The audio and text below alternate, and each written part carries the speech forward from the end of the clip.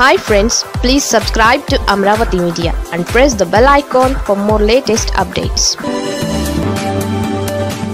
టీడీపీకి వైసీపీకి ఉన్న తేడా ఇదే. వైసీపీ టీడీపీ మధ్య పార్టీ నిర్మాణంలో చాలా తేడా. టీడీపీలో బహునాయకత్వం ఉంటుంది. ఇదే వైసీపీ విషయానికి వస్తే కింది స్థాయి నుంచి పై స్థాయి వరకు ఏకస్వామ్యమే. ఇదే పార్టీ ఎదుగుదలకు అడ్డంకి. తెలుగుదేశం పార్టీలో అన్ని కులాలకు భాగస్వామ్యం ఉంటుంది. పార్టీ తమదే అనే భావన వాళ్ళల్లో ఉంటుంది. కానీ వైసీపీ నిర్మాణంలోనే తేడా కనిపిస్తోంది. ఈ పార్టీ అధినేత మొదలుకొని అసెంబ్లీ నియోజకవర్గాల సమన్వయకర్తల వరకు చూస్తే ఏకస్వామ్యం కనిపిస్తుంటుంది. వైసీపీకి సంబంధించి ఒక్కో అసెంబ్లీ నియోజకవర్గ సమన్వయకర్త అదేదో తమ సొంత సామ్రాజ్యంగా భావిస్తూ ఉంటారు. మరో నాయకత్వాన్ని ఎదగనివ్వరు. కాస్త ప్రజాదరణ కలిగిన నాయకుల్ని రానివ్వరు. ఒకవేళ ఎవరైనా ఉన్నా ఏదో రకంగా పొగపెట్టి పార్టీ నుంచి బయటికి సాగనంపే నాయకులు వైసీపీలో కోకొల్లలు. మాజీ ముఖ్యమంత్రి వైఎస్ జగన్మోహన్ రెడ్డి తరచూ పెత్తందారీతనం గురించి మాట్లాడుతూ ఉంటారు.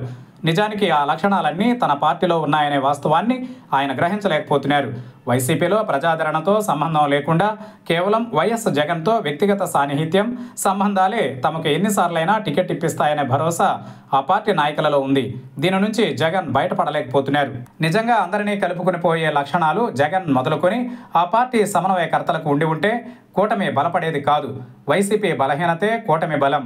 ఉదాహరణకు ఎంపీలు వేమిరెడ్డి ప్రభాకర్ రెడ్డి, మాగుంట శ్రీనివాసరెడ్డి, లావు శ్రీకృష్ణదేవరాయలు, అలాగే ఎమ్మెల్యేలు Kolusu Parthasarathy, Vemireddy Prashanthireddy, Kotamreddy Sridhar Reddy, railway Koduru TDP incharge Roop Kumar Reddy, TUDA chairman dollars Divakar Reddy, మరియు ముఖ్యంగా వైసీపీలో నెంబర్ 2గా గుర్తింపు పొందిన విజయసాయిరెడ్డి, అన్నిటికీ మించి సోదరి వైఎస్ షర్మిల తదితరుల్ని పోగొట్టుకోవడానికి కారణం ఎవరో వైఎస్ జగన్ ఆత్మ పరిశీలన చేసుకోవాలి.